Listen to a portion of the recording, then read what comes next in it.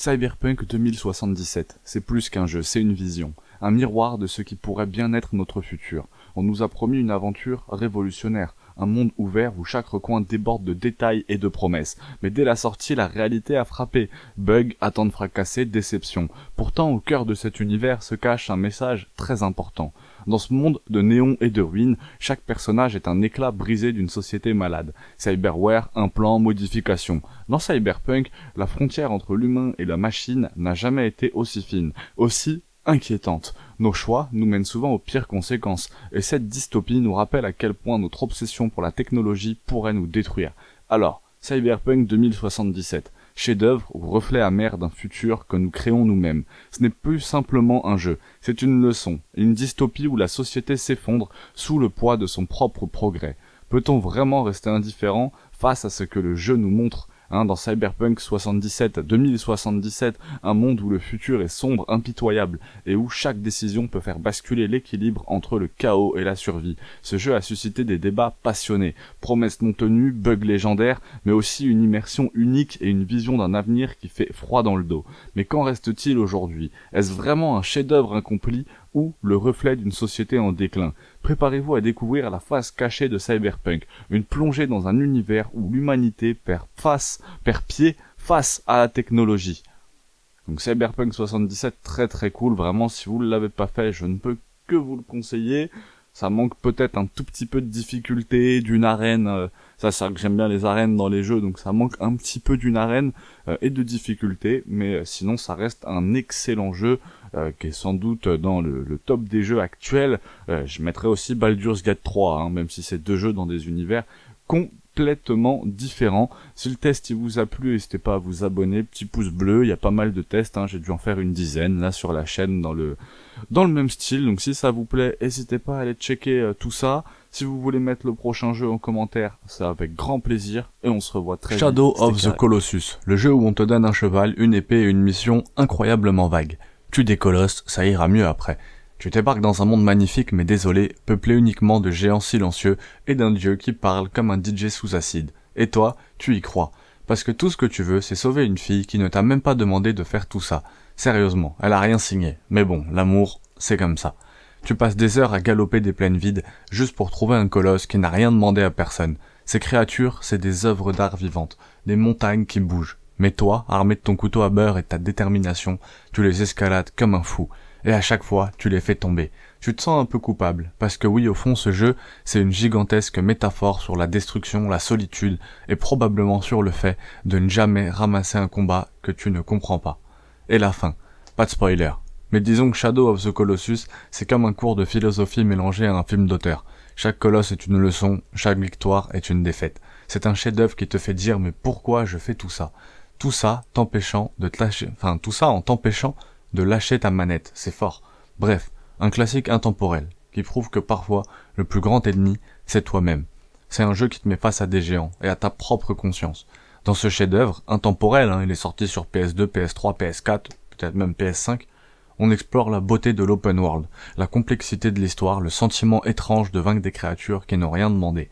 Découvrez pourquoi ce jeu continue de captiver les joueurs, même des années après sa sortie. Entre combats épiques et moments de solitude, Shadow of the Colossus est bien plus qu'un jeu. C'est une vraie expérience. Ah, Subnautica, ce jeu où tu crois que tu vas passer des vacances pépousses sur une planète aquatique, comme un remake de Koh-Lanta sous l'eau. Mais en vrai, t'es là pour prouver que tu peux survivre 30 secondes sans te faire manger par un poisson mutant qui fait la taille d'un Airbus. Bienvenue dans le simulateur de thalassophobie extrême. Ici, tes seuls potes, c'est une voix robotique et des bestioles prêts à te croquer la cheville. Sérieusement. Je comprends mieux pourquoi, dans le monde de Nemo, il cherchait à fuir l'océan. Là-dedans, si tu veux voir la lumière du jour, c'est compliqué. T'as 80% de chance de finir en bouillie pour alien carnivore. Bon, le jeu donne un beau décor sous-marin, avec des algues qui ondulent et tout le bazar pour te faire croire que t'es dans un National Geographic. Mais en fait, c'est comme s'ils avaient dit aux développeurs, ok, on fait un beau jeu de survie. Mais si tu survis, c'est que t'as pas joué assez longtemps. Subnautica commence de manière super subtile. T'es dans une capsule, ça explose de partout. Et là, tu réalises que ton plus gros exploit pour l'instant, c'est de ne pas avoir fini en barbecue orbital. Et ton premier tuto, va nager, récupère des trucs et débrouille-toi. C'est sympa l'accueil, Surtout qu'au bout de 10 minutes, t'as 3 niveaux de faim, de soif et d'oxygène qui commencent déjà à clignoter. C'est comme un Tamagotchi sous stéroïdes. Sauf que cette fois-ci, c'est ta vie à toi qui est en jeu. Oh, j'ai soif, j'ai faim, j'ai plus d'air. Ça pourrait être le slogan du jeu presque. En plus, tu te retrouves à boire l'eau des poissons. Oui, les poissons, c'est une faune locale qui prend tes réserves d'oxygène, ton espace de stockage et ton intégrité mentale. Pour survivre, faut que t'attrapes ces adorables créatures colorées pour boire leur eau. Exactement. Et là, parlons un peu de l'ambiance, ou du cauchemar en sous-marin géant. T'as déjà vu les jeux où tu peux creuser sous terre pour éviter le danger? Bah là, s'enfoncer sous terre, c'est justement un problème, parce que tu vas finir dans une grotte pleine de monstres géants. C'est comme si les développeurs avaient mis dans un shaker tous les trucs flippants possibles et qu'ils avaient secoué ça bien fort en disant « on leur met ça et on va voir ce qui se passe ». Subnautica, c'est un jeu où tu te balades tranquille et bam, un Léviathan passe comme ça à côté de toi. Un Léviathan, c'est quoi? Ah bah c'est juste un truc qui fait 3 fois la taille de ta capsule de survie avec des dents assez grandes pour remplacer la tour Eiffel. Et bien sûr, ces bestioles sont partout où tu as des ressources importantes à choper. Des loots à prendre, un Léviathan. Une caverne, un Léviathan. 3 mètres sans mourir, un Léviathan. Bref, Subnautica, c'est un peu le jeu parfait pour ceux qui trouvent que les films d'horreur sont trop calmes, et qui adorent l'idée de mourir étouffé par un poisson radioactif de 12 mètres. Si vous aimez le concept de boire votre propre urine pour survivre, ce jeu est fait pour vous. Subnautica résume bien ce qu'est la vraie survie. Et je te parle pas de la survie contre des zombies ou des créatures magiques. Non. Là, tu te bats contre toi-même, contre ton instinct qui te crie de remonter à la surface. Parce que l'eau, c'est peut-être la source de la vie. Mais là-bas, c'est surtout la source de ta mort. Et si vous hésitez encore, dites-vous que ce jeu offre la chance de développer une nouvelle phobie, la peur des océans et des gros trucs qui y nagent. Alors n'hésitez pas, plongez, vous verrez bien si vous remontez ou pas. Très sérieusement, plus sérieusement, c'est un jeu qui est excellent, pour moi c'est du 17, 18, 19 sur 20, c'est excellent, la petite note qui rassure, hein, mais c'est un jeu qui est vraiment terrible. Plongez-vous dedans, le début est un peu compliqué, surtout si vous jouez avec la faim, la soif. Le début peut être un petit peu compliqué, moi j'avais pas l'habitude de ces jeux-là, mais en s'y accrochant, on y prend beaucoup de plaisir.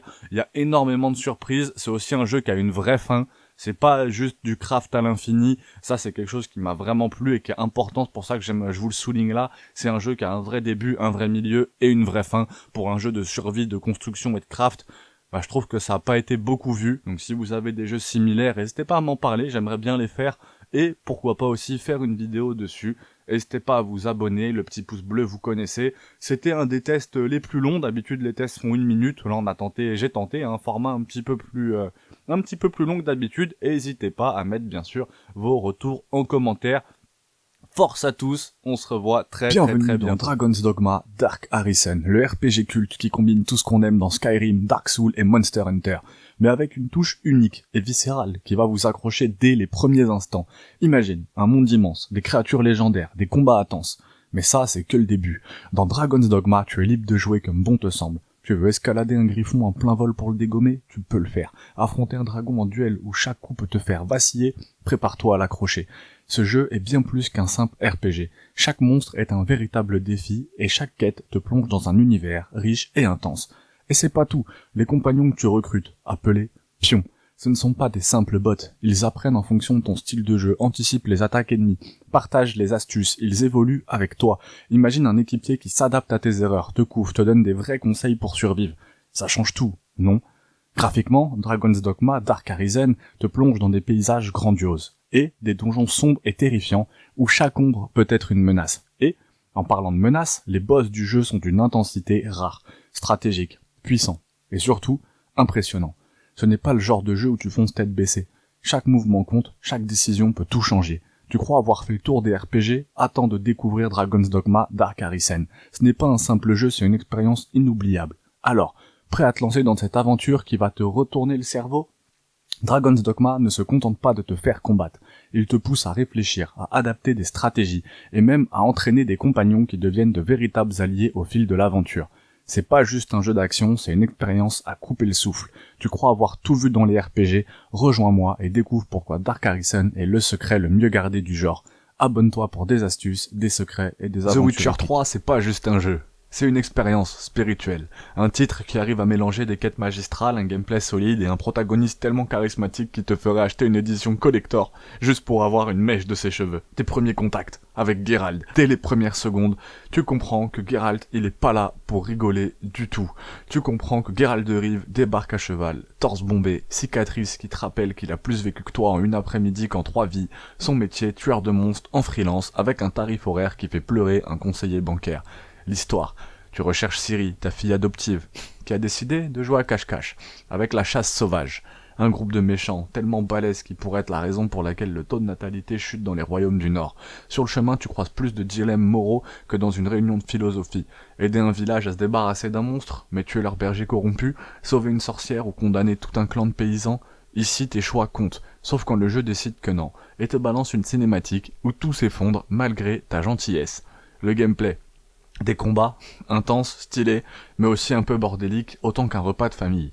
Tu alternes entre l'épée d'acier pour les humains et celle d'argent pour les monstres, ce qui prouve que Geralt est un mec organisé, même en plein chaos. Les signes magiques t'ajoutent un peu de stratégie, mais soyons honnêtes, Igni la magie de feu est pétée, tu l'utilises 90% du temps. Les potions, la seule série où boire un mélange qui pourrait tuer est considéré comme un hobby respectable. Entre ça, fabrication d'armes, tu passes autant de temps dans les menus que dans le monde ouvert. Ces quêtes secondaires, parlons-en. Chaque quête secondaire est mieux écrite que le scénario principal de tous les jeux AAA. Tu crois partir pour retrouver une chèvre perdue et bam, voilà que t'es en plein complot politique impliquant un roi maudit, 3 assassins et une chèvre démoniaque. Graphisme à couper le souffle, paysage magnifique, forêt mystique, village déprimant, incroyablement immersif. La ville de Novigrad, un chef-d'œuvre. Architecture visuelle, chaque ruelle te donne envie de t'arrêter pour explorer, même si ça signifie tomber sur un groupe de bandits qui va vouloir te détrousser. Les personnages. Geralt, bien sûr, comment ne pas parler de Geralt, un mélange parfait de badassitude et de sarcasme. Les personnages secondaires volent souvent la vedette. Triss, Yennefer te plonge dans une guerre de waifu qui pourrait diviser des nations entières. Zoltan, le nain bourru, Dandelion, le barde insupportable mais attachant, complète une galerie de personnages qu'on adore voir évoluer. Il y a quand même quelques défauts. Parfois, Geralt court comme un mec qui a des cailloux dans ses bottes, et son cheval est capable de se téléporter sur les toits pour des raisons qui échappent à la science moderne. Mais honnêtement, on s'en soucie pas du tout. The Witcher 3, c'est pas juste un jeu, c'est vraiment une leçon de vie. Si tu n'y as jamais joué, arrête, vends un rein s'il faut et lance-toi. Si tu y as déjà joué, tu sais que tu vas y retourner un jour, juste pour entendre Geralt murmurer « Windshalling ». Fun, 10 sur 10. Graphisme, 10 sur 10. Le niveau de sarcasme de Geralt, 11 sur 10. Les souvenirs gravés dans ton âme, inestimables. C'est un moment, c'est une légende, c'est un chef-d'œuvre intemporel, c'est un très très gros jeu. On a parlé aujourd'hui de The Witcher 3.